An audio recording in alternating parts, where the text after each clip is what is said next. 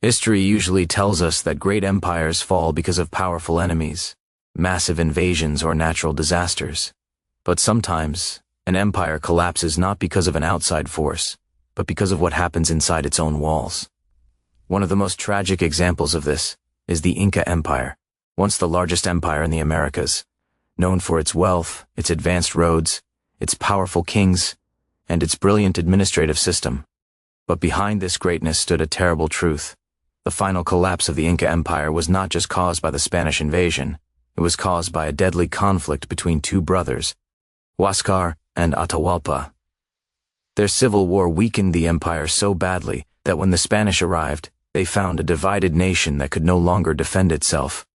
Among all the mysteries surrounding this fall, one of the biggest is the question, how did Huáscar really die? For centuries, the official story claimed that Atahualpa ordered his brother's death. But many historians believe this version is incomplete, or even manipulated, especially by Spanish writers who wanted to justify their actions and influence the world's understanding of the Incas. Today, we will explore the deeper truth behind Huáscar's death, the lies, the politics, and the events that led to the empire's tragic end. We will examine how the internal conflict became a kind of suicide for the Inca Empire, and why Huáscar's story remains one of the most misunderstood events in world history. Before the Civil War tore the empire apart, the Inca world was incredibly organized and disciplined. Every part of society had a place, and every person had a duty. The empire stretched across mountains, deserts, forests, and valleys. Massive stone cities like Cusco and great fortresses showed the impressive skills of the people. The Sapa Inca, the emperor, was seen as a child of the sun god. His authority was absolute. When he spoke, the entire empire listened. Sons of nobles were trained from a young age in administration, warfare, and diplomacy. Roads connected every corner of the empire, and storehouses were filled with food in case of disaster. Very few empires in the world were as well prepared and advanced as the Incas. But there was also a weakness inside this perfect organization. The Inca Empire did not have a clear rule for choosing the next emperor. The throne often went to the most capable son, not always the oldest. This created competition among royal children, leading to jealousy, rivalry, and suspicion. When a powerful emperor died, different factions supported different heirs. This uncertainty was the seed of many conflicts. However, before the crisis, the Inca Empire appeared strong. The people respected their rulers, the economy worked well, and the military was feared by neighboring tribes. No one imagined that a single fight between two brothers could cause the downfall of an entire civilization. But beneath the surface, tensions were growing. The empire was expanding quickly, and maintaining control over distant regions became harder. Many local lords wanted more power. Some supported one prince, while others supported a different one. This atmosphere made the perfect stage for a major crisis, one that would begin with the rise of Huáscar. Huáscar was born into royalty, the son of the powerful emperor Huayna Capac. As a child, he grew up surrounded by luxury, guards, priests, and advisors. He was raised to believe that ruling the empire was his destiny. But he also knew that he had many brothers, and each one had supporters who believed that their favorite, prince, should become the next emperor. When Huayna Capac died unexpectedly, possibly from a European disease brought by early contact, chaos was ready to begin. Huáscar was chosen to be the next ruler, partly because he was legitimate, partly because he was in Cusco, the traditional capital. Many nobles supported him, but others believed that Atahualpa, another son of the late emperor, was more experienced and had a stronger military reputation. Huáscar was proud, determined, and emotional. He believed that every Inca should obey him without question. When some nobles hesitated to support him, he reacted with anger. He demanded loyalty, and anyone who resisted him was punished or removed from their position. This created fear instead of respect. The empire, which had always been ruled with strength and wisdom, was now governed by suspicion and uncertainty. Huáscar wanted to prove he was strong, but in doing so, he created enemies among the same nobles he needed for support. Meanwhile, Atahualpa stayed in the northern city of Quito, where he had strong allies and experienced generals. He was calm, strategic, and respected by the army. Many believed he would make a better ruler. The rivalry was no longer just a family disagreement. It was becoming a political crisis that threatened the stability of the entire Inca Empire. Atahualpa was different from Huáscar in many ways. While Huáscar was surrounded by the traditions of Cusco, Atahualpa grew up in the northern region, closer to the battlefields where the empire constantly expanded. He was admired by soldiers who saw him as one of their own. Atahualpa's supporters argued that he had a spirit similar to his father, Huayna Capac. Brave, strong, and decisive. They claimed that he understood the military better than any other prince. When generals and warriors chose sides, many of them joined Atahualpa. The empire slowly divided into two camps. Cusco, loyal to Huáscar. Quito, loyal to Atahualpa. Each side began building its strength. Huáscar demanded obedience from all regions, but northern lords refused. Atahualpa did not openly challenge the throne at first, but the tension grew with every passing month. Finally, negotiations broke. Both brothers believed they were the rightful emperor. Both believed the other was a danger to the empire. Both believed the gods supported them. What began as a quiet political competition soon exploded into full civil war, one of the most destructive conflicts in Andean history. The civil war was brutal, long, and costly. At first, Huáscar had the advantage. He controlled the capital, had access to the empire's wealth, and commanded very large armies. He sent his generals north to defeat Atahualpa's supporters. But Huáscar made critical mistakes. He dismissed experienced commanders and replaced them with nobles who were loyal but not skilled in battle. His decisions were often emotional rather than strategic. Atahualpa, meanwhile, worked closely with his best generals, especially the brilliant commanders Chalcuchimac and Quizquiz. These men were loyal, disciplined, and highly respected.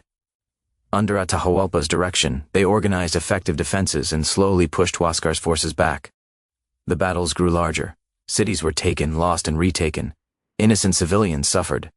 The empire's network, once so perfectly organized, began to crumble. Roads were blocked, food supplies interrupted, and fear spread everywhere. The fighting lasted years. By the time Atahualpa gained the upper hand, the empire was exhausted. Farms were burned, warriors died by the thousands. And regions that once respected the Inca crown now resented the endless conflict. The worst battle, the one that sealed Huáscar's fate, came near the city of Cusco. Atahualpa's generals launched a massive attack, surprising Huáscar's forces. His army collapsed, and Huáscar was captured as he tried to flee. When Huáscar fell into Atahualpa's hands, the civil war was effectively over, but the empire was already mortally wounded. This internal destruction, more than anything else, made the Spanish conquest possible. Huáscar's defeat shocked the empire. The once powerful ruler was now a prisoner, humiliated and guarded by the very soldiers who had once respected his royal blood. Atahualpa kept him alive, but in chains. He feared that Huáscar might inspire rebellions if allowed to speak freely. Even in captivity, Huáscar still had supporters. Many nobles in Cusco remained loyal to him. They hoped that somehow he would return to power. This made Atahualpa nervous. Atahualpa's position was not fully secure. He had won the war, but Cusco was still full of noble families who preferred Huáscar. The empire was not truly united under his rule.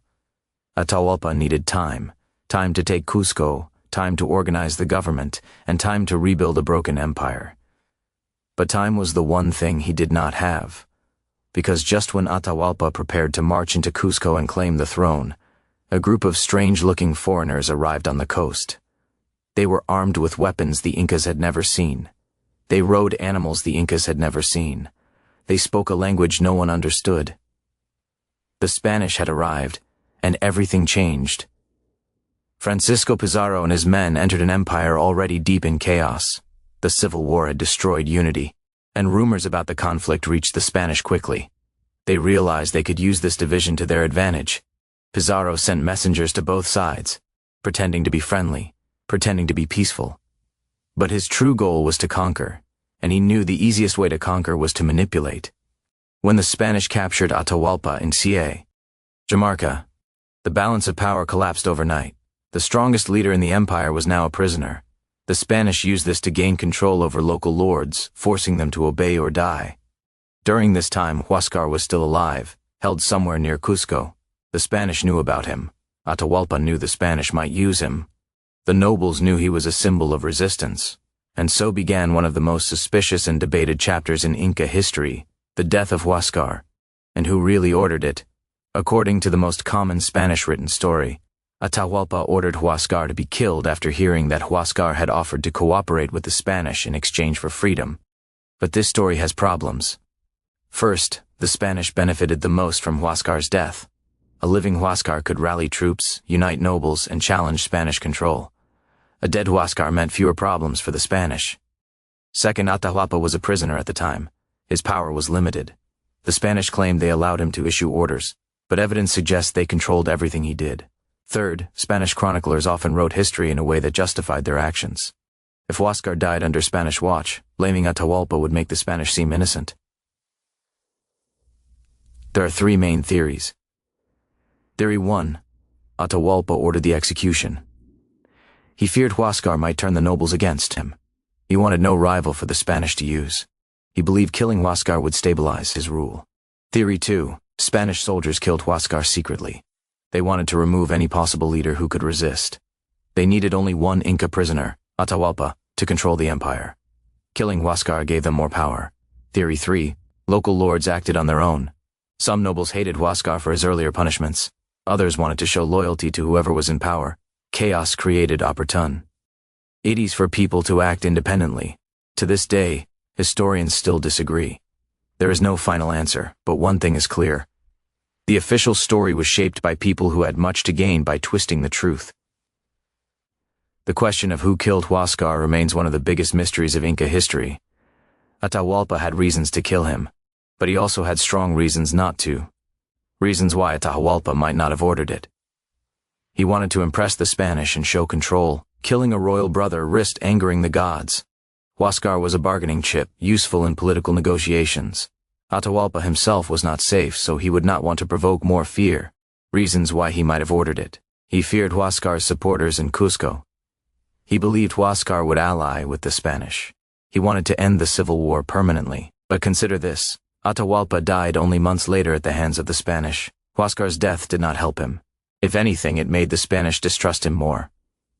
This makes many historians suspect that the Spanish shaped the story to blame Atahualpa and excuse their own violence. In other words, the death of Huáscar may have been rewritten as a political tool, turning Atahualpa into a villain, and the Spanish into judges of Inca affairs. The truth may never be known, but one fact remains certain. Huáscar's death symbolized the final moment when the Inca Empire stopped being an empire. After he died, the Spanish no longer had to worry about competing royal branches. They could easily manipulate the remaining leaders and push forward with their conquest. When we look back, it's easy to blame the Spanish for the fall of the Inca Empire. But the deeper truth is that the empire weakened itself from within long before the Spaniards arrived. The Civil War destroyed unity. The trust between nobles collapsed. Brothers fought brothers. Advisors pushed agendas that served themselves rather than the empire. Regions rebelled or refused to help. The empire with the strongest roads, the most organized administration, and the most disciplined army broke itself apart. This is why the Spanish conquered an empire of millions with only a few hundred men. They did not face one Inca empire. They faced two empires fighting each other. Huáscar's death was not just a political event. It was a symbol of the empire's self-destruction. The Incas, who had built one of the greatest civilizations of the ancient world, ultimately weakened their own future through rivalry, mistrust, and competition for power. The story of Huáscar's death is not only about a prince killed during a chaotic time. It is about the truth behind the collapse of a great civilization. The Inca Empire was strong, but not strong enough to survive internal division. The civil war between Huáscar and Atahualpa opened the door for a foreign army to take control. The lie about Huáscar's death, whether created by the Spanish rival nobles or later historians, reflects how history can be shaped by power. Sometimes, the official version is not the real version. Sometimes, the truth is buried under politics. What happened to Huáscar reminds us that empires do not always fall because of enemies. Sometimes they fall because of themselves. This is why the story of Huáscar's death continues to fascinate historians. It represents the final chapter of the Inca Empire, a chapter filled with mystery, betrayal, and tragedy. Through understanding this story, we also understand the dangers of division, the power of misinformation, and the fragile nature of even the strongest empires.